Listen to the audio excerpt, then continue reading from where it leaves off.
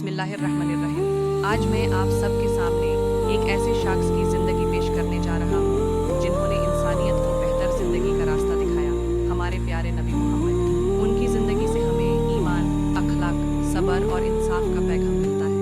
आपका जन्म मक्का में हुआ। उनके वालिद का नाम अब्दुल्ला और वलीदा का नाम अमीना था।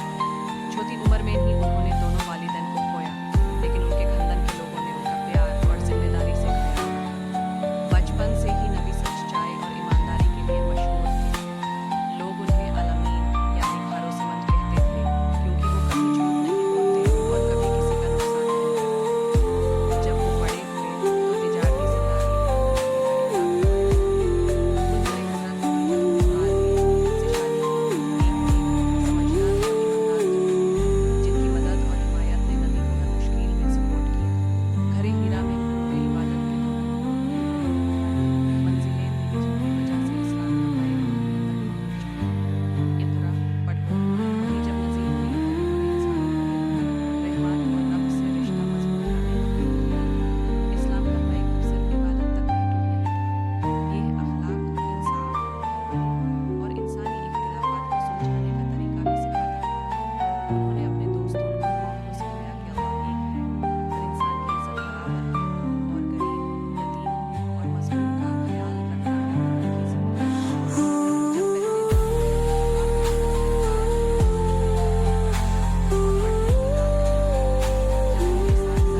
नबी की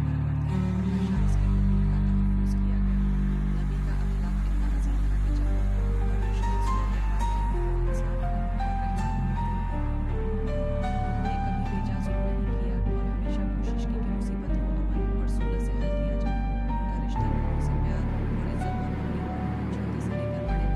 जब पहले नबी और बड़े इख्तिलाफ थे, जब उनके साथ बच्चों से मेहरबानी, औरतों से इज़्ज़त, मजलूमों से अदल का सबक दिया।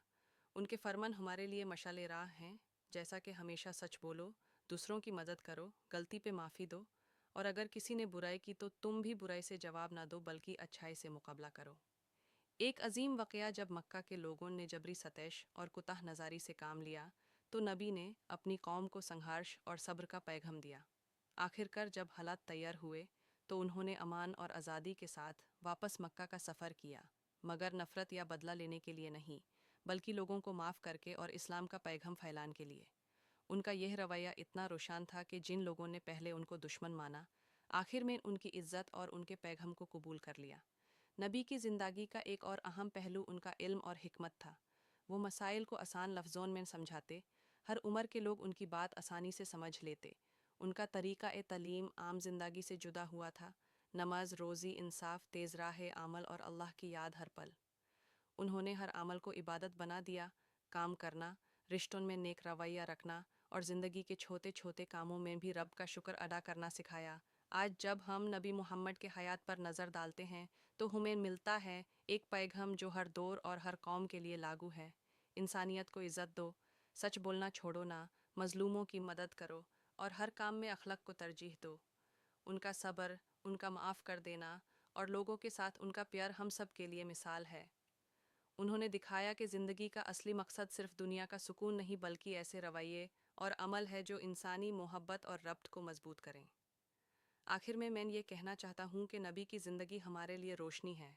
अगर हम उनके तरीक़ों पर चलें तो हमारे घर, हमारे स्कूल, हमारा समाज और दुनिया बेहतर हो सकती है। आज से हम कोशिश करें कि उनके अखलाक को अपनें, सच बोलना, मेहरबानी करना, गरीबों का ख्याल रखना और नफ़रत की जगह माफ़ी को अपनाना। अल्लाह हम सबको उनकी सुन्नत पर चलने की तौफीक दे। सल्लल्लाहु अलैहि वसल्लम। अल्लाह उन पर और उनके घराने पर बरकत अता फरमाए। जज़ाकल्लाह खैर।